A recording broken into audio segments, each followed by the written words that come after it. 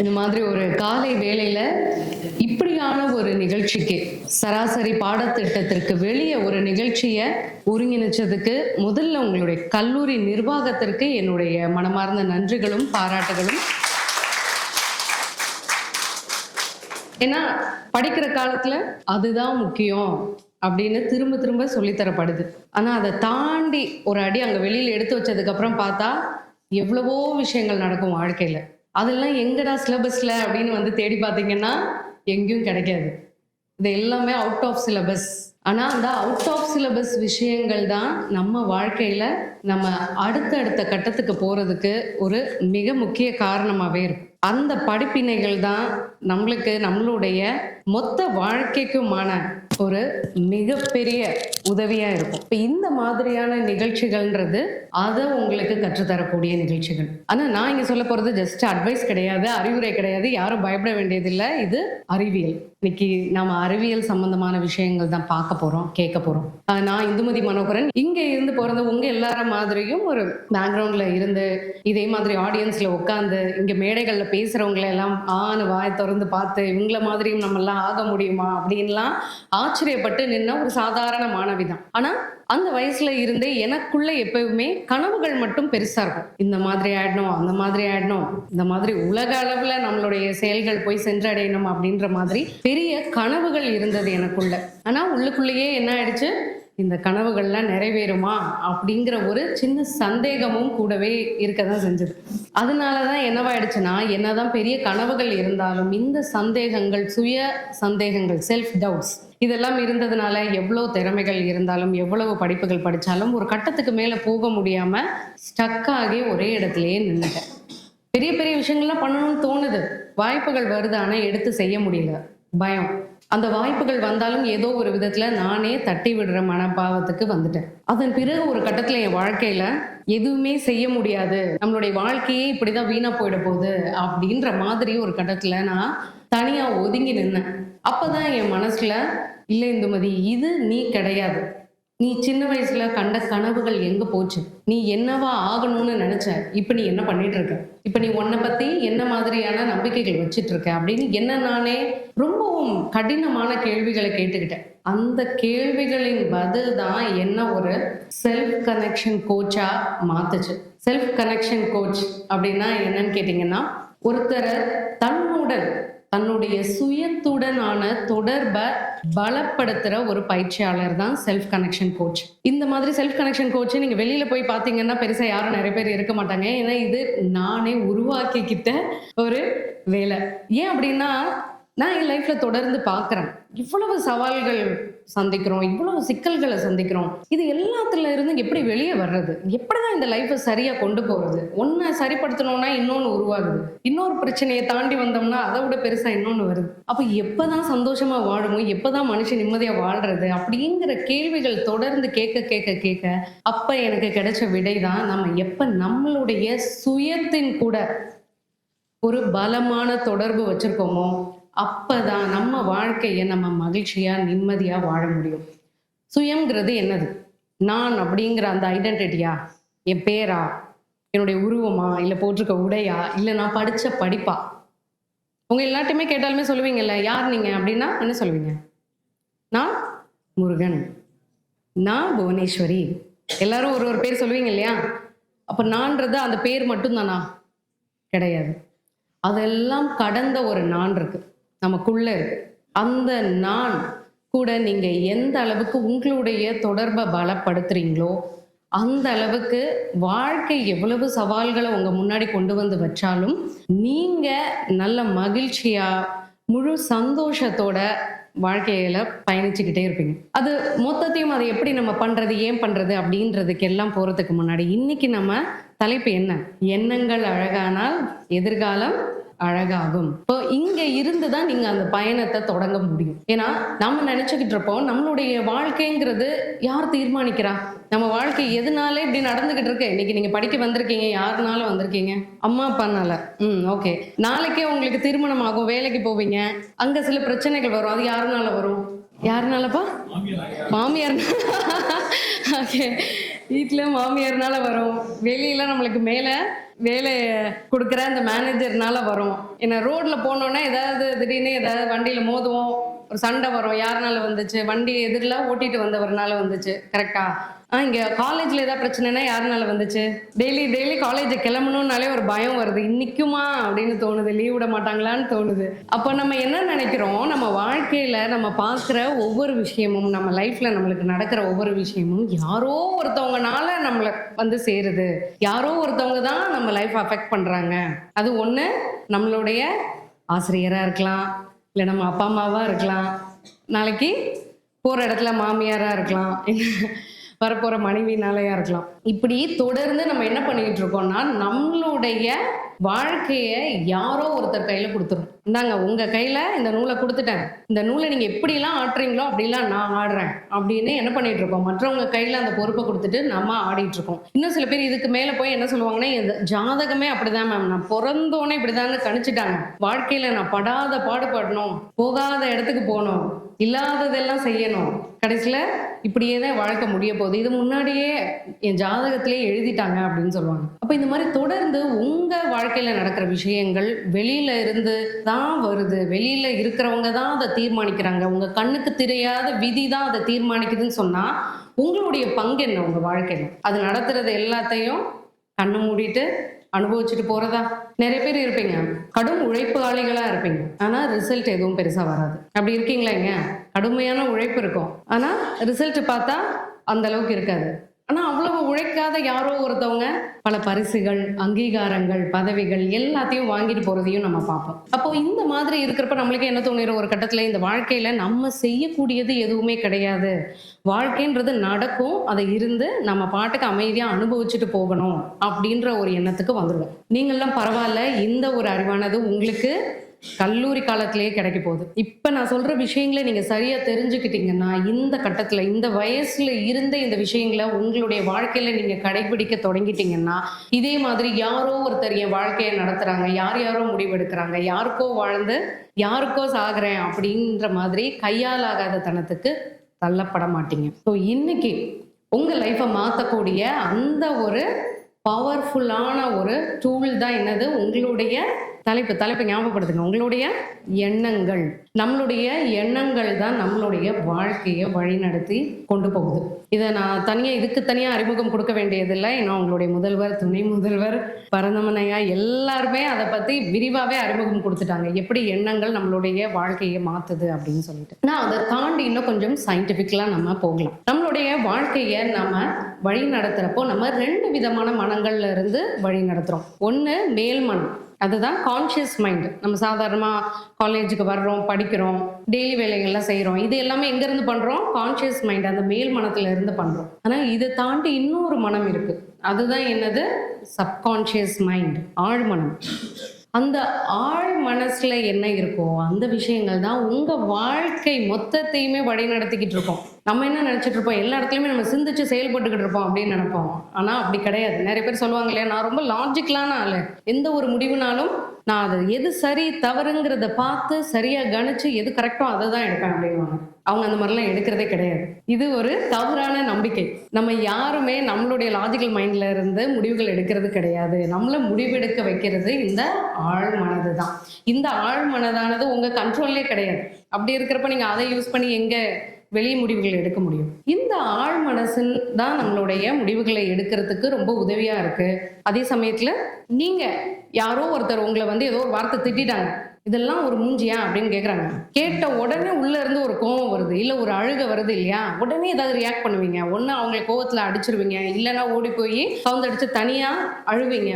இந்த மாதிரியான ரியாக்ஷன்ஸ்லாம் எங்கேருந்து வருது? அது இந்த ஆழ் மனசுல இருந்து தான் வருது. அப்போ வாழ்க்கையில நம்ம செய்யற ஒவ்வொரு செயல்களுக்கு பின்னாடி இருந்து ஒரு டிரைவரா பண்றது தான் நம்மளுடைய மேல் மனம். அதுக்குள்ள இருந்து இங்கெங்க நீ போகணும், இதுதான் நீ பண்ணணும்னு சொல்றது இந்த ஆழ்மனம் தான். அப்போ இந்த ஆழ்மனம் எப்படி உருவாகுது? இதுல இருக்கிற பதிவுகள்லாம் எப்படி உருவாகுதுன்னா அங்கதான் நம்ம எண்ணங்களுக்கு வரும். சரிங்களா? நம்ம ஒரு நாள்ல எவ்வளவு எண்ணங்கள் சிந்திக்கிறோம் அப்படின்னு தெரியுமா? அவங்க யாருக்காவது? 1000. ஓகே, வேற யாராவது? 2000 அந்த மாதிரி யாராவது இருக்கீங்களா? 2000, 3000. இன்னும் கொஞ்சம் பெருசா யோசிங்க. பாருங்க, இப்பவே பலவிதமான எண்ணங்கள் அலைமோதுது.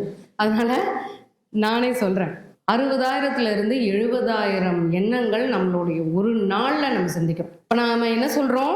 எண்ணங்கள் அழகாகணும்னு சொல்றோம். அது எத்தனை எண்ணம் போய்கிட்டு இருக்கு? 60,000 70,000 எண்ணம் போய்கிட்டு இருக்கு. இது எல்லாத்தையும் நீங்க கண்டுபிடிச்சு ஒவ்வொன்றா அழகுபடுத்தணும்னா அதுவே ஒரு நாள்ல எவ்வளோ பெரிய வேலைன்னு பார்த்துக்கோங்க. எண்ணங்கள் இத்தனை ஆயிரம் எண்ணங்கள் ஒரு செகண்ட்ல மைண்ட்ல ஓடிட்டு இருக்கு.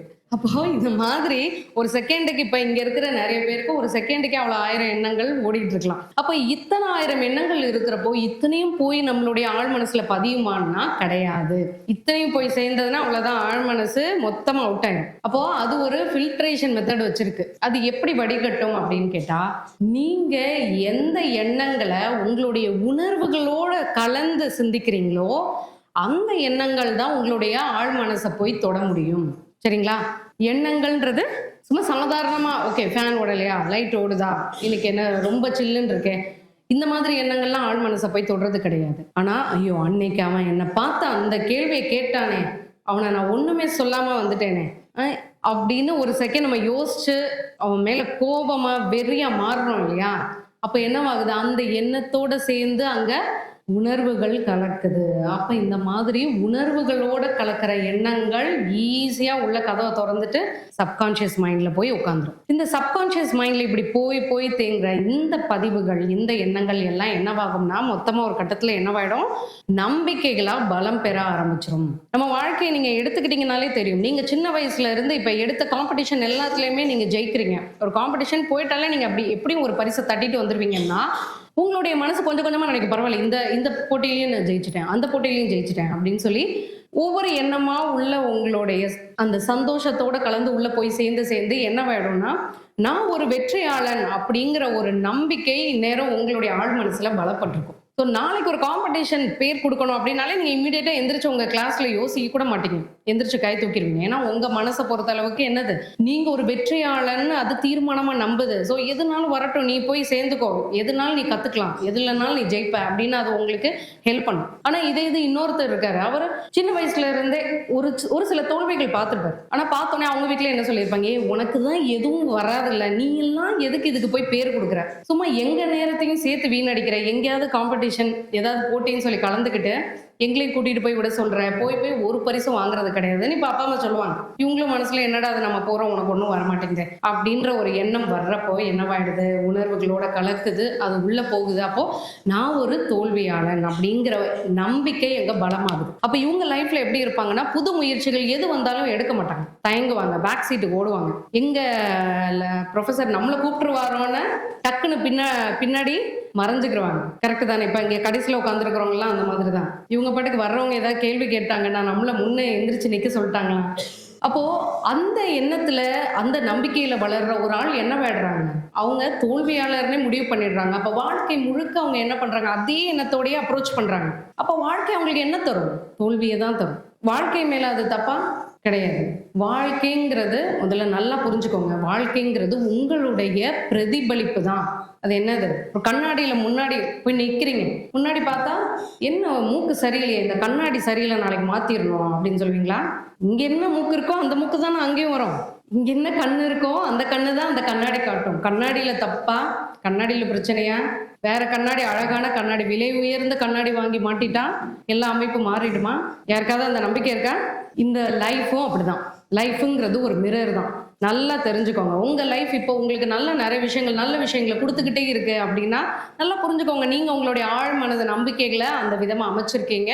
அதை தான் லைஃப் ரிஃப்ளெக்ட் பண்ணுது. அதே இது நீங்க தொடர்ந்து இதெல்லாம் எனக்கு வராது, என்னால வாழ்க்கையில பெருசா சாதிக்க முடியாது, என்னுடைய பின்னணி இவ்வளவுதான், எங்க அப்பா அம்மா அவ்வளவா படிக்கல, நான் இவ்வளவுதான் படிச்சிருக்கேன், என்னுடைய திறமைகள் இவ்வளவுதான் அப்படின்ற நம்பிக்கைகளை மட்டுமே உங்களுடைய மனசுக்குள்ள தொடர்ந்து நீங்க உருவேற்றிக்கிட்டே இருக்கீங்கன்னா அதை தான் உங்களுடைய வாழ்க்கையும் பிரதிபலிக்கும். இப்ப புரிஞ்சுதுங்களா? எப்படி நம்மளுடைய எண்ணங்கள், நம்ம சாதாரணமா நினைக்கிற அந்த எண்ணங்கள் எப்படி நம்மளுடைய ஒட்டுமொத்த வாழ்க்கையவே மாத்துது. இப்ப நானும் என்னுடைய லைஃப் சொன்னேன் இல்லையா, நானும் சின்ன வயசுல பெரிய கனவுகள்லாம் காண்றேன், ஆனா அந்த இடத்துக்கு அடையணும்னு நினைக்கிறேன், முடியல. ட்ரை பண்றேன், உழைக்கிறேன், நிறைய உழைப்பு போடுறேன், நிறைய விஷயங்களை கத்துக்கிறேன், ஆனாலும் பெருசா ஒரு லெவலுக்கு மேல வளர முடியல. அதுக்கு காரணம் நான் என்ன பத்தி வச்சிருக்கிற நம்பிக்கைகள். நம்மளுக்கு எல்லாம் ஒரு கட்டத்துக்கு மேல வளர முடியாது அப்படின்லாம் நான் நினைச்சிருக்கேன். ஓகே, உயரத்துல மட்டும் கிடையாது, எல்லா விஷயத்துலயும் சொல்றேன். ஒரு கட்டத்துக்கு மேல போகணும்னா அதுக்கு பெரிய பேக்ரவுண்ட் வேணும். அதுக்கு நம்ம அப்பா அம்மா இப்படி இருந்திருக்கணும், அப்படி இருந்திருக்கணும், நம்ம இந்த இடத்துல பிறந்திருக்கணும், அமெரிக்கால பிறந்திருக்கணும், அங்க பிறந்திருந்தோம்னா இந்நேரம் நம்ம பெரிய ஆளா இருந்திருப்போம். இந்த மாதிரிலாம் நானும் நினைச்சிட்டு இருந்திருக்கேன். அப்ப எப்ப நம்மளுடைய வாழ்க்கைங்கிறது நம்ம பிரதிபலிப்பு தான் தெரிஞ்சதுக்கு அப்புறம் என்னுடைய எண்ணங்களை மாத்திக்கிட்டு அதன் மூலமா என்னுடைய நம்பிக்கைகளை மாத்த ஆரம்பிச்சேனோ, நான் யாருங்கிற அந்த நம்பிக்கைகளை மாத்த ஆரம்பிச்சேனோ, அப்ப என்னுடைய லைஃப் ஆனது மாற ஆரம்பிச்சது. ஏன்னா என்னுடைய உருவம் மாறுறப்போ என்னுடைய பிரதிபலிப்பும் மாறியது.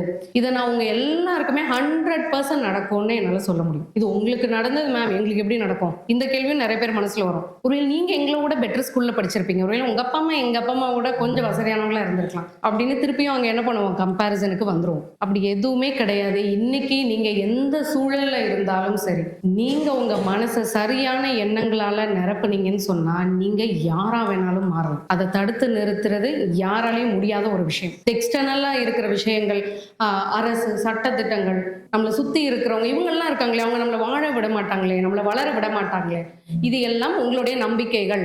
நீங்க தான் அந்த நம்பிக்கைகள் வச்சிருக்கீங்க. அவங்கள வாழ விட மாட்டாங்க, அவங்க நம்மளை வளர விட மாட்டாங்க அப்படிங்கிறது. அப்போ உங்க நம்பிக்கைக்கு ஏற்றபடி தான் அவங்க இருப்பாங்க. வாழ விட மாட்டாங்க, வளர விட மாட்டாங்க. நீங்க எந்த நம்பிக்கையை சூஸ் பண்றீங்கன்றது தான் அங்க முக்கியம். இப்போ எண்ணங்கள் எவ்வளவு முக்கியம், அதனுடைய பவர் என்ன அப்படிங்கிறத புரிஞ்சுக்கிட்டாச்சு. இப்ப இந்த எண்ணங்களை எப்படி மாத்துறது அதானே தெரியாது, ரைட்டா? எண்ணம் போல் வாழ்க்கை, ஒரு வார்த்தையிலே நம்மளுக்கு எல்லாமே புரிஞ்சிருது இல்லையா? எண்ணத்தை மாத்தணும்னா அதானே முடிய மாட்டேங்குது. அது என்ன என் கட்டுப்பாட்டிலேயே இருக்கு? என் எண்ணம் தான், ஆனா என் கட்டுப்பாட்டிலேயே இருக்கு. காலையில எழுந்தோடனே அது ஒரு டைரக்ஷன்ல ஓடுது, நான் ஒரு பக்கம் அதை கொண்டு போகணும்னு நினைக்கிறேன், ஆனா அதுக்கு ஆப்போசிட் டைரக்ஷன்ல அது ஓடுது. நான் என்ன பண்றது? அதுவும் நீங்க சொல்றீங்க 60,000 70,000ன்றீங்க, அவ்வளோலாம் என்னால ஹேண்டில் பண்ண முடியாது அப்படின்னு சொன்னீங்கன்னா, அதுக்காக தான் நான் இன்னைக்கு உங்களுக்கு அந்த வழிமுறையும் சேர்த்தே சொல்ல போறேன், சரிங்களா? ஆனா அதை கேட்கறதுக்கு முன்னாடி நீங்க என்ன பண்ணணும்னா, உங்களுடைய மனசை மாற்றத்துக்கு தயார் செய்யணும். ஏன்னா எப்போ உங்களுடைய மனசு நான் மாற்றத்துக்கு தயார், நான் புது விஷயங்களை ஏத்துக்க தயார், என் வாழ்க்கையை நான் மாத்தியே தீரணும் அப்படின்னு அது நம்புதோ, அப்பதான் அது நான் சொல்ற விஷயங்களை ரிசீவ் பண்ணும். ஏன்னா ஓகே, இவங்க இப்படிதான் வாரம் ஒரு நிகழ்ச்சி நடத்துவாங்க, போனோமா உட்காந்தோமா பீரியடு கட்டாச்சு, அங்க போய் 1 மணி நேரம் 2 மணி நேரம் அப்படியே டைம் ஒப்பேத்துட்டு அடுத்து அப்படியே பிரேக்குக்கு போயிடலாம் அப்படின்னு மைண்ட் அந்த மைண்ட் செட்டுக்கு போயிடும். நான் சொல்ற எந்த விஷயமும் உங்களுடைய ஆழ் மனசை போய் தொடாது. அப்ப நீங்க எல்லாரும் இப்ப என்ன பண்ண போறீங்கன்னா, ஜஸ்ட் லைட்டா, ரொம்ப சத்தம் போட்டுற வேணாம், நான் இன்று புதிதாய் பிறந்தேன் ஒவ்வொருத்தரும் இப்ப சொல்ல போறீங்க. ஓகே, 1 2 3 நான் சொன்ன உடனே சொல்ல போறீங்க. சொல்லலாமா? Okay, super. 1 2 3 நான் இன்று புதிதாய் பிறந்தேன். இதை ஃபீல் பண்ணுங்க. இந்த மனசார நீங்க ஃபீல் பண்ணணும். நான் சொல்லியிருக்கேன், இது ஜஸ்ட் ஒரு எண்ணமா ஒரு வார்த்தையா உள்ள போகாது, ஃபீல் பண்ணாதான். இதுக்கு முன்னாடி எப்படி வேணாலும் இருந்துட்டு போங்க. இன்னையில இருந்து புதுசா பிறந்திருக்கீங்க. இன்னையில இருந்து உங்களுடைய வாழ்க்கையை மாத்திர சக்தி யார் கையில இருக்கு? இப்ப யார் கையில ஸ்டியரிங் வீல் இருக்கு? நீங்க கொண்டு வர வேண்டியது விழிப்புணர்வு, அவேர்னஸ். ஏன்னா எந்த ஒரு விஷயம் இப்படி இருக்கு அப்படின்னு தெரிஞ்சாதான் அதை மாற்றவும் முடியும். அப்படி ஒரு விஷயம் இல்லவே இல்லைன்னு தெரிஞ்சா அதை எப்படி மாற்ற முடியும்? உங்களுடைய விழிப்பு நிலைக்கு வராத விஷயத்த நீங்க மாற்ற முடியாது. அதனாலதான் நீங்க என்ன பண்ண போறீங்கன்னா, உங்களுடைய எண்ணங்களை கவனிக்க போறீங்க. 60,000 எண்ணங்களை கஷ்டமா தோணுதா? இப்போ அதுக்கும் ஒரு ஈஸியான வழி சொல்றேன். நான் முன்னாடியே சொன்னேன், எல்லா எண்ணங்களையும் நாம கவனிக்க வேண்டிய அவசியம் இல்லை. எதெல்லாம் உணர்வோட கலக்குதோ அதை கவனிச்சா போதும்னு. அப்ப நம்ம எதை கவனிக்க போறோம்னா, எண்ணங்களை கவனிக்க போறது இல்லை, உங்களுடைய உணர்வுகளை இனிமே கவனிக்க போறீங்க. காலையில எழுந்ததுல இருந்து என்ன மாதிரி உணர்வு வருதுங்கிறத கவனிக்க பாருங்க. காலையில எழுந்தா உற்சாகமா இருக்கா, இல்ல சோகமா இருக்கா? சோகமா தான் இருக்கு. என்ன வர வேண்டியது இருக்கே, கரெக்டு தான், எனக்கும் அப்படிதான் இருந்தது. அப்ப சோகமா இருக்கு அப்படின்னா ஏன் சோகமா இருக்கு அப்படின்னு ஒரு கேள்வியை கேளுங்க. எந்திரிச்சோடனே ஃபர்ஸ்ட் செக் பண்ணியாச்சு, என்ன ஃபீலிங் இருக்கு, சோகமா இருக்கு, ஏன் சோகமா இருக்கு. அப்ப யோசிச்சீங்கன்னா உங்களுடைய மனசுடைய எண்ணத்துக்கு போயிருவீங்க. என்ன எண்ணம் பின்னாடி இருந்து இந்த சோகத்தை உருவாக்குது? ஓ, இன்னைக்கு எக்ஸாம் இருக்கு, இல்லை இன்னைக்கு அவங்க சொன்ன அந்த நோட்ஸை முடிக்கல, இல்லை இன்னைக்கு அவங்க அந்த டீச்சர் கண்டிப்பா வந்துருவாங்க காலேஜுக்கு அப்படின்னு ஏதோ ஒரு எண்ணம் பின்னாடி இருக்கும். அதுதான் அந்த சோகத்தை உருவாக்கும். இல்லை நம்மளுடைய ஃப்ரெண்டு இன்னைக்கு ஸ்கூலுக்கு வரமாட்டாங்க, இந்த மாதிரி ஏதோ ஒரு எண்ணம் பின்னாடி இருந்து தான் இந்த உணர்வை உருவாக்கி இருக்கும். அப்போ அந்த விழிப்புணர்வுக்கு வந்த உடனே என்ன பண்றீங்கன்னா, அந்த எண்ணத்தை மாற்ற போறீங்க. இன்னைக்கு எக்ஸாம் இருக்கு அப்படின்னா, எக்ஸாம் இருந்தாலே நீ சோகமாகணும்னு அவசியம் இல்லையே. இன்னைக்கு எக்ஸாம் இருக்கட்டும், நம்மளால முடிஞ்சதை எழுதுவோம், வர்றது வரட்டும் அப்படின்னு ஒரு செகண்ட் நீங்க நினைச்சிட்டீங்கன்னா, அந்த சோகமானது டக்குன்னு ஒரு உற்சாகத்துக்கு மாறும். கரெக்டா அந்த எண்ணத்தை கரெக்டா நீங்க அங்க பிடிச்சு என்ன பண்ணிடலாம், அதை உணர்வை உடனடியா மாத்திடலாம். இந்த மாதிரி ஒவ்வொரு தடவையும் இனிமே என்ன பண்ண போறது இல்ல, ஜஸ்ட் உங்களுடைய எண்ணங்களுக்கும் உணர்வுகளுக்கும் அடிமையாகாம அந்த உணர்வுகளை கவனிங்க. உணர்வுகளை கவனிச்சோடனே அந்த உணர்வை எந்த எண்ணம் ஏற்படுத்துதுன்னு கண்டுபிடிங்க. அந்த எண்ணத்தை மாத்துங்க. நல்ல எண்ணமா அந்த எண்ணத்தை மாத்தினா மட்டும் போதும். டக்குன்னு நீங்க வேற விஷயம், நல்ல விஷயத்தை பத்தி திங்க் பண்ண ஆரம்பிச்சீங்கன்னு வச்சுக்கோங்க, அந்த உணர்வு மாறிடும். நீங்களே நினைக்கிறீங்க, ஆஹா இன்னைக்கு சாயந்தரம் ஆனா நம்ம வெளியில போலான்னு பிளான் வச்சிருக்கோமே அப்படின்னு நினைச்சீங்கன்னா மைண்ட்ல ஒரு சந்தோஷம் வர ஆரம்பிக்குமா? அப்ப டக்குன்னு அந்த எண்ணத்துக்கு வந்துருங்க. நீங்க ஏன் சோகமான எண்ணத்தையும் சூஸ் பண்றீங்க? நீங்க தான் சூஸ் பண்றீங்க. இன்னைக்கு எக்ஸாம் நினைச்சு நான் வருத்தப்படுவேன்றது நீங்க எடுக்கிற ஒரு சாய்ஸ் தான். அதை நீங்க எடுக்கிறதுனால உங்க மனசு அதையே நினைச்சு குழம்பி தவிக்குது. அதை விட்டுட்டு நல்ல எண்ணம், உங்களுக்கு பிடிச்ச எண்ணத்தை சூஸ் பண்ணுங்க. இதே மாதிரி இன்னொரு டைமும் வேற ஏதோ ஒரு இடத்துல ஒரு பயம் வருது. அப்ப பயம் வர்றப்ப ஏன் அந்த பயம் வருது அப்படின்னு பாருங்க. யாரோ ஒருத்தவங்க இப்படி சொல்லிடுவாங்களோ அப்படின்னு ஒரு பயம் இருக்கும் மைண்ட்ல. பட் நிஜமாவே அவங்க அப்படி சொல்லுவாங்களா மாட்டாங்களா, அந்த விஷயம் நடக்குமா நடக்காதா நம்மளுக்கு தெரியவே தெரியாது. ஆனா மனசுக்குள்ளேயே பயந்து பயந்து செத்துட்டு இருப்போம். நிறைய விஷயங்கள் நான் சொல்றேன், 99% ஆஃப் த இன்ஃபர்மேஷன் நீங்க மைண்ட்ல போட்டு பயந்துக்கிற 99% ஆஃப் த விஷயங்கள் உண்மையில நடக்கிறதே கிடையாது. நம்மளுடைய சஃபரிங்ல பெரும்பான்மையான சஃபரிங்கிறது கற்பனையானவை தான்.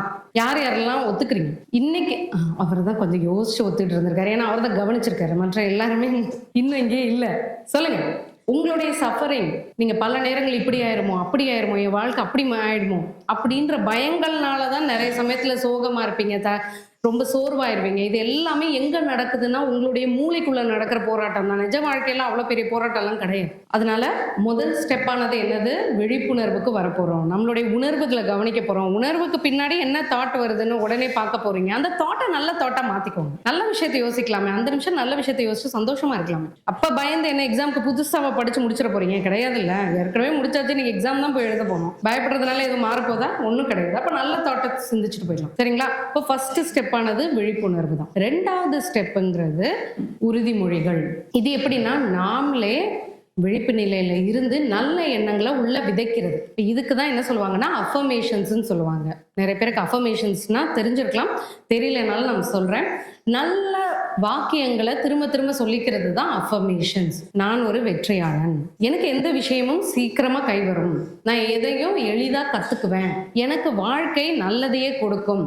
இதெல்லாம் என்ன மாதிரியான வார்த்தைகள், வாக்கியங்கள்? நல் வாக்கியங்கள். இதெல்லாம் சொல்றப்பவே சந்தோஷமா இருந்தா, நான் எதுக்குமே லாயக்கு இல்லை, நான் ஒரு சோம்பேறி, நீங்க எவ்வளவுதான் பேசினாலும் நான் மாற மாட்டேன், இதுதான் உங்களுக்கு சந்தோஷம் கொடுக்குதுன்னா நீங்க இந்த வாக்கியங்கள் சூஸ் பண்ணிக்கலாம். அப்போ நம்ம இங்க உறுதிமொழிங்கிற இந்த பாட்டுல என்ன பண்ண போறோம்? இந்த மாதிரி நம்மளை முன்னேற்றக்கூடிய வாக்கியங்களை தேர்ந்தெடுத்து எழுதி வச்சுக்க போறோம். அந்த வாக்கியங்களை மட்டுமே தான் நம்ம கான்சியஸா திரும்ப திரும்ப நம்ம சொல்லிக்கிறதன் மூலமா நம்மளுடைய ஆழ் மனசுல பதிவுகளா மாத்த போறோம். இப்போ ப்ரோக்ராமே அங்க மாத்த போறோம். நீங்க என்ன பண்ணணும்? ஒரு ஷீட்ல உங்களுக்கு பிடிச்ச இந்த மாதிரியான வாக்கியங்கள், உங்க வாழ்க்கையில நீங்க என்ன வேணும்னு நினைக்கிறீங்களோ அது தொடர்பான நல்ல வாக்கியங்களை எழுதுங்க. எனக்கு நல்ல வாழ்க்கை தான் அமையும், எனக்கு வெற்றிகள் கிடைக்கும், எனக்கு நல்ல வேலை கிடைக்கும், நான் அதிக சம்பளத்தோட நல்ல வேலையில போய் சேருவேன், இல்ல வேலை பார்த்துட்டு இருக்கேன், நான் ஒரு மிகப்பெரிய தொழில் அதிபர். இந்த மாதிரி நீங்க உங்க வாழ்க்கையில என்ன அடையணும்னு நினைக்கிறீங்களோ அது ஏற்கனவே அடைஞ்சிட்டதா அந்த வாக்கியங்களை எழுதி அந்த வாக்கியங்களை தினசரி வாசிக்க போறீங்க. மினிமம் 10 வாக்கியங்களாவது வாசிங்க. இதை நீங்க எப்ப வேணாலும் சொல்லலாம்னாலும் அதிகாலையில் எழுந்த உடனே சொல்லிக்கிறது நல்லது, இல்லைன்னா தூங்க போறதுக்கு முன்னாடி சொல்லிட்டு தூங்க போறது நல்லது. இது ரெண்டுமே இந்த 2 டைம்லயும் சப்கான்சியஸ் மைண்ட் ரொம்பவே விழிப்பு நிலையில இருக்கும். அப்ப நீங்க சொன்னீங்க நல்ல உணர்வு பூர்வமா நம்பிக்கையோடு சொன்னீங்கன்னா ஈஸியா உள்ள போய் உட்காந்துரும் இது எல்லாமே. ஓகே, புரியுதுங்களா? அப்ப ரெண்டாவது என்னது? உறுதிமொழிகள். மூன்றாவதுங்கிறது இதுக்கும் அடுத்த கட்டம். இதெல்லாம் நீங்க செஞ்சுட்டு வர்றீங்கனாலே உங்களுடைய மைண்ட்ல எல்லாத்துலயுமே நீங்க நல்ல மாற்றத்தை பார்க்கலாம், புத்துணர்ச்சியை பார்க்கலாம். உங்களுக்கு மனிதர்கள் எல்லார் மேலுமே ஒரு அன்பு வரும். உங்களை சுத்தி இருக்கிறவங்க எல்லாருமே உங்களுக்கு உதவி செய்யற மாதிரியே தோணும். எனக்கு உதவி செய்யறதுக்காகவே இத்தனை பேர் பிறந்திருக்காங்களா அப்படின்னு நினைச்சு பாருங்க, உடனே திரும்பி எல்லாம் பாக்குறாங்க, இவங்களாம் நம்மளுக்கு உதவி செய்ய போறாங்க அப்படின்னு தானே தோணுது. கரெக்டா? அப்படிலாம் திங்க் பண்ணாதீங்க. இந்த விஷயங்களை நீங்க ஃபாலோ பண்ணீங்கன்னா அது கண்டிப்பா நடக்கும். அப்போ ரெண்டாவது உறுதிமொழிகள் முடிச்சதுக்கு அப்புறமா நம்ம என்ன பண்ண போறோம்னா, நம்ம என்ன மாதிரியான ஒரு வாழ்க்கை வாழ்றோமோ, வாழணும்னு நினைக்கிறோமோ, நம்மளுடைய கனவு வாழ்க்கையை, அந்த வாழ்க்கைய அடைஞ்சிட்ட ஒரு நபராவே நாம வாழ தொடங்கணும். இதுதான் மூணாவது. எப்படி இருக்கு? எப்படி மேம் அதை இப்பவே எனக்கு தெரியாது, அந்த வாழ்க்கை எப்படி இருக்குன்னு கூட எனக்கு தெரியாது, எப்படி நீங்க அந்த வாழ்க்கையை அடைஞ்சிட்ட மாதிரி வாழ முடியும் அப்படின்னா, நீங்க ஒரு வெற்றியாளர். நீங்க ஆல்ரெடி நீங்க நினைச்ச மாதிரியான ஒரு வேலையில போய் உட்காந்துருக்கீங்க. நீங்க ஒரு காலேஜ் ப்ரொஃபஸர் ஆகணும்னு நினைக்கிறீங்க, நீங்க ப்ரொஃபஸர் ஆயிட்டீங்க. பிள்ளைகளுக்கு எல்லாம் பாடம் எடுக்கிறீங்க, காலையில எழுந்துக்கிறீங்க, எழுந்து காலேஜுக்கு போறீங்கன்னா எப்படி இருக்கும் உங்களுடைய லைஃப் ஸ்டைல், எப்படி இருக்கும் உங்களுடைய பேச்சு? நீங்க ஒரு ப்ரொஃபஸரா இருக்கிறப்ப பொறுப்பு இல்லாம எங்கேயும் போய் பேச மாட்டீங்க, தேவையில்லாத வார்த்தைகளை விட மாட்டீங்க, ஏன்னா நீங்க இப்போ ஒரு ப்ரொஃபஸரா இருக்கீங்க. ஓகேவா? இப்போ நீங்க நான் ஒரு ஸ்டூடெண்ட் தான், நான் என்ன வேணாலும் பண்ணலான்ற மனநிலை வேற. ஆனா நான் இப்போ மனதளவில் நான் ஒரு ப்ரொஃபஸர் ஆயிட்டேன் அப்படிங்கிறப்போ அதுக்குன்னு உண்டான பொறுப்பு வரும், வார்த்தைகளை தெளிவா பேசுவீங்க. அப்ப அதுக்கு தேவையான தகவல்களை தானாவே திரட்ட ஆரம்பிப்பீங்க. இப்போ என் மாணவர்களுக்கு நான் முன்னுதாரணமா இருக்கணும் அப்படின்னு உங்களுடைய நடவடிக்கைகள், குணங்கள் அத்தனையும் மாத்த பார்ப்பீங்க. கரெக்ட் தானே? நிஜமாவே நீங்க அந்த நிலையில இருந்து சிந்திச்சீங்கன்னா அப்படிதானே இருப்பீங்க. இப்ப அந்த மாதிரி இன்னையில இருந்தே யோசிக்க போறீங்க. நீங்க நாளைக்கு நான் எனக்கு வேலை கிடைக்கட்டும், யாராவது காலேஜ் எனக்கு வேலை போட்டு கொடுத்து அப்பாயின்மெண்ட் லெட்டர் வந்து நான் கிளாஸ் எடுக்க போறப்போ நான் அந்த மாதிரி மாறிக்கிறேன் அப்படின்னா அப்படி வாழ்க்கை நடக்காது. இன்னையில இருந்தே அந்த வாழ்க்கையை அடைந்த நபராக வாழ வேண்டும். உங்கள ஒருத்தர் நாளைக்கு நான் ஒரு பெரிய தொழிலதிபர் ஆகணும், நான் பல கோடிகள்ல சம்பாதிக்கணும் அப்படின்னு கனவு வச்சிருக்கீங்கன்னா இன்னைக்கு உண்மையாவே அந்த கோடிகள் சம்பாதிக்கிறவர் எப்படி இருப்பார், இன்னைக்கு நீங்க அடைஞ்சிட்டீங்கன்னா எப்படி இருப்பீங்க? தேவையில்லாத விஷயங்கள்ல உங்களுடைய நேரத்தை வீணடிப்பீங்களா? ரீல்ஸ் பார்த்துட்டு, ஃபேஸ்புக் பார்த்துட்டு அப்படிதான் தொழிலதிபர்கள் எல்லாரும் இருக்காங்களா? அவங்களுடைய நேரத்தை அப்படி செலவிடுறதுனாலதான் அவங்க கோடிக்கணக்கில் சம்பாதிக்கிறாங்களா? இல்லை இல்லையா? அவங்க அதுக்கேத்த செயல்பாடுகளை தினசரி செய்வாங்க, அதுக்கேற்ற மனிதர்களை போய் சந்திப்பாங்க, அதுக்கேத்த உழைப்பு போட்டுட்டு இருப்பாங்க. இப்ப நீங்க இங்க இருந்து நான் தொழிலதிபர் ஆகணும்னு அங்க குதிக்கிறது கஷ்டம். ஆனா நான் ஆல்ரெடி நான் ஒரு தொழிலதிபர் தான் அப்படின்னு நினைச்சு பாத்தீங்கன்னா இங்க இருந்து அந்த வழிக்கு போறது ரொம்ப ரொம்ப சுலபம். இதுதான் நீங்க மூணாவதா செய்ய வேண்டிய விஷயம். உங்களுடைய அடையாளத்தை நீங்க அந்த கனவுகளை அடைந்த நபராகவே மாத்தணும். உங்களுடைய மொத்த அடையாளத்தையுமே நான் ஒரு சோம்பேறி, எதுக்கும் வேலைக்காகாதவ அப்படிங்கிற ஒரு அடையாளத்துல இருந்து நான் நினைச்சதை சாதிக்கிறேன், நான் அடையிறது அத்தனையும் வெற்றிகள் தான், என் வாழ்க்கை மென்மேலும் ஒவ்வொரு நாளும் முன்னேறிக்கிட்டே தான் போயிட்டு இருக்கு அப்படின்னு அதை அடைஞ்ச அந்த நபர் நிலைமையில இருந்து நீங்க உங்களுடைய லைஃப் ஒவ்வொரு நாளும் நீங்க வாழ ஆரம்பிச்சீங்கன்னு சொன்னா உங்க லைஃப்ல நீங்க நினைச்ச விதமாவே மாத்தி அமைக்க முடியும். நானுமே இது சில வருஷங்களுக்கு முன்னாடி நான் இதை நம்ப கிடையாது, நான் இதை உங்கள்கிட்ட சொல்றேன். ஏன்னா நானும் இங்கிருந்து வந்தவ தானே, இதெல்லாம் நடக்குமா கிடைக்குமா, இது ஒரு சில பேருக்காகவே ஒதுக்கப்பட்ட விஷயங்கள் இதெல்லாம் அப்படின்னு நினைச்சிட்டு இருந்தேன். ஆனா இன்னைக்கு அப்படியான ஒரு வாழ்க்கையை வாழ்ந்துட்டு இருக்கிறதுனால நான் சொல்றேன், நீங்க நினைச்ச எதையும் அடையலாம். நீங்க இன்னைக்கு எந்த நிலைமையில இருந்தாலும் சரி, ஜீரோல இருந்து நான் இன்னைக்கு ஸ்டார்ட் பண்ணணும் அப்படின்னாலும் சரி, நீங்க நாளைக்கு போக வேண்டிய இடத்தை போய் தாராளமா அடையலாம். சரிங்களா? இப்போ உங்க எண்ணங்களை எப்படி எப்படிலாம் மாத்தி அமைக்க போறீங்க? முதல் விஷயம் விழிப்பு நிலை. இன்னையில இருந்து உங்களுடைய உணர்வுகளை கவனிங்க, அந்த உணர்வுகளை ஏற்படுத்த போற எண்ணங்களை கவனிச்சு அதை நல்ல எண்ணங்களா மாத்துங்க. அடுத்து ரெண்டாவது உறுதிமொழிகள். உங்களுக்கான நல்ல உறுதிமொழிகள், நல்ல வாக்கியங்களை உருவாக்கிக்கிட்டு அந்த வாக்கியங்களை திரும்ப திரும்ப தொடர்ந்து சொல்ல போறீங்க. அப்படி சொல்றதன் மூலமா உங்களுடைய ஆழ்மன பதிவுகளை மாத்த போறீங்க. அதன் பிறகு மூணாவது, அந்த கனவுகளை அடைந்த நபராகவே வாழ போறீங்க. இன்னையில இருந்தே அதை வாழ. இந்த 3 விஷயங்களையும் செஞ்சுட்டீங்கன்னா உங்களுடைய எண்ணங்கள் கொஞ்சம் கொஞ்சமா மாறுறதை நீங்க பார்க்க முடியும். நெக்ஸ்ட் ஒரு வருஷத்துல நீங்க பாத்தீங்கன்னா உங்களுடைய டோட்டல் லைஃப்லயே ஒரு மிகப்பெரிய மாற்றத்தை பார்ப்பீங்க. உள்ளேயும் மாற்றம் இருக்கும், அதே மாற்றம் வெளியிலையும் தெரியும் உங்களுக்கு. நான் மட்டுமே யோசிச்சுக்கிட்டு இருந்தா யார் மேம் எனக்கு வந்து வேலை கொடுப்பாங்க, யார் மேம் எனக்கு தொழில் ஆரம்பிச்சு கொடுப்பாங்க அப்படின்லாம் நீங்க யோசிக்க வேண்டியதில்லை. நினைக்கிறது மட்டும்தான் உங்க வேலை. வெளியில வாய்ப்புகள் தானா வரும். என் வார்த்தையை நம்பினீங்கன்னா ஒரு வருஷம் கழிச்சு யாராவது என்ன சந்திச்சு இதே விஷயத்தை என்கிட்ட வந்து சொன்னீங்கன்னா நான் ரொம்ப சந்தோஷப்படுவேன். நீங்க அன்னைக்கு சொன்னீங்க, நான் அன்னையில இருந்து இதை கடைபிடிச்சிட்டு வந்தேன், இன்னைக்கு என் வாழ்க்கை மாறி இருக்கு. அந்த மாதிரி உங்க ஒவ்வொருத்தர்கிட்ட இருந்தும் வார்த்தையை கேட்கணும்னு ஆசைப்படுறேன். கேட்கலாமா? கேட்கலாமா? அந்த ஏரியா கேட்கல போலியா, அங்க மைக் ஒருவேளை சவுண்ட் அங்க வரைக்கும் போகாதா? அப்புறம் அங்கிருந்து எனக்கு கேட்கலையே. கேட்கலாமா? சொல்லுவீங்களா? கண்டிப்பா புதிய மனிதரை இன்னைக்கு நீங்க பிறந்திருக்கீங்க. சரிங்களா? இன்னைக்கு இருக்கிற ஜெனரேஷன் அளவுக்கு சவால்கள் இதுக்கு முன்னாடி இருந்த ஜெனரேஷனுக்கு இல்லை. அவ்வளவு கவனச்சிதறல்களோட இருக்கீங்க. உங்களுடைய கவனத்தை அட்ராக்ட் பண்றதுக்கு ஒரு பெரிய போட்டியே உலக அளவுல நடந்துகிட்டு இருக்கு. நீங்க இத மற்றவங்க கையில கொடுத்துட்டீங்க உங்க கவனத்தை அப்படின்னு சொன்னா நாளைக்கு உங்க லைஃப்ல ஒண்ணுமில்லாம போயிடும். அதே கவனத்தை நீங்க கையில எடுத்துக்கிட்டு உங்களுக்கு தேவையான விஷயத்தின் மேல செலுத்துனீங்க அப்படின்னு சொன்னா உங்க வாழ்க்கையை நீங்க எங்கேயோ கொண்டு போயிடலாம். ஆடியன்ஸ்ல இருந்து மற்றவங்க பேச்சை கேட்கறவங்க நிலைமையில இருந்து நாம பேசுற நிலைமைக்கு உயரணும். லேசர்னா என்னன்னு தெரியும் இல்லையா? லேசருங்கிறது என்னது? லைட் தான். ஆனா என்ன மாதிரியான லைட்? அது ஒரு ஃபோக்கஸ்டு லைட். அப்போ ஒரு லைட்டை ஃபோக்கஸ்டா அவ்வளவு கூர்மையான ஃபோக்கஸோட ஒரு இடத்துல செலுத்தும் போது அது எவ்வளோ பெரிய விஷயத்தையும் அறுத்துடும், எவ்வளவு ஸ்ட்ராங்கான விஷயத்தையும் தொலைச்சிட்டு போயிடும். அது மாதிரி தான் உங்களுடைய கவனம். அந்த கவனத்தை அங்கங்க செதற விட்டீங்கன்னா அதனால ஒரு பிரயோஜனமும் இல்லை. இப்போ இங்க கூட தான் எத்தனையோ லைட் இருக்கு. இந்த லைட்னால யாரையாவது எதுவும் பண்ண முடியுமா? பண்ண முடியாது. வெளிச்சம் கொடுக்க முடியும். ஆனா அதே லைட்டை ஷார்ப்பா ஒரு இடத்துல ஃபோக்கஸ் பண்றப்போ அதோடைய பவருங்கிறது பன்மடங்கு பெருகுது. அதை தான் நீங்களும் உங்களுடைய கவனத்துக்கு செய்யணும். உங்களுடைய கவனத்தை என்ஜாய்மெண்ட்ல நீங்க வைக்கலாம். என்டர்டைன்மெண்ட்டுங்கிறது தேவைதான். ஆனா அது உங்களுடைய வாழ்க்கையில எத்தனை சதவிகிதமா இருக்கணும்ன்றதை தீர்மானிச்சுக்கோங்க. உங்களுடைய கவனம்ங்கிறது உங்களுக்கு இருக்கிற ஒரு மிகப்பெரிய கரன்சி. இன்னைக்கு நம்ம ரூபா நோட்டு தான் சொல்றோம், அதெல்லாம் கிடையாது. ரூபா நோட்ல யாருனாலும் சம்பாதிக்கலாம். கரன்சின்றது உங்க கையில இருக்கிறது உங்களுடைய நேரமும் இந்த கவனமும் தான். இதை ஈஸியா செலவு பண்ணிட்டீங்கன்னு வச்சுக்கோங்க, வாழ்க்கையில பின்னாடி ரொம்ப உழைக்க வேண்டியிருக்கும். பட் இப்ப இருந்த இந்த கவனத்தை சரியான விஷயங்கள்ல நீங்க செலவு பண்றீங்க, அதுல நீங்க உங்களுடைய கூர்மையை அதிகரிக்கிறீங்க அப்படின்னு சொன்னா பின்னாடி வாழ்க்கையில அக்கடான ஹாய் ஜாலியா இருக்கலாம். ஓகே, எந்த மாதிரியான ஒரு லைஃபை சூஸ் பண்றீங்க? நல்ல சந்தோஷமான வாழ்க்கை, கரெக்டா? நல்ல ஹாயா ரிலாக்ஸ்டா ஜாலியா இருக்கணும், அதானே வேணும். ஓகே, இப்போ அந்த லைஃபுக்கு நான் சொன்ன இந்த விஷயங்களை இன்னையில இருந்து கடைபிடிக்க தொடங்குங்க. நிச்சயமா உங்களுடைய வாழ்க்கை மாறும். இந்த வாய்ப்பளித்த உங்களுடைய கல்லூரி நிர்வாகத்தினருக்கும் பரந்தாமன் ஐயா அவர்களுக்கும் அனைவருக்கும் என்னுடைய மனமார்ந்த நன்றிகள். கிளம்புறேன். உங்களுக்கு ஒரு வாழ்த்துக்கள் சொல்லிட்டு கிளம்பிடுறேன். இங்க வந்திருந்து இவ்வளவு நேரம் என்னுடைய பேச்சை ஆர்வத்தோடும் கவனத்தோடும் கேட்டுக்கிட்டு இருந்த உங்க அத்தனை பேருக்கும் என்னுடைய மனமார்ந்த நன்றியும் பாராட்டுகள். நன்றி.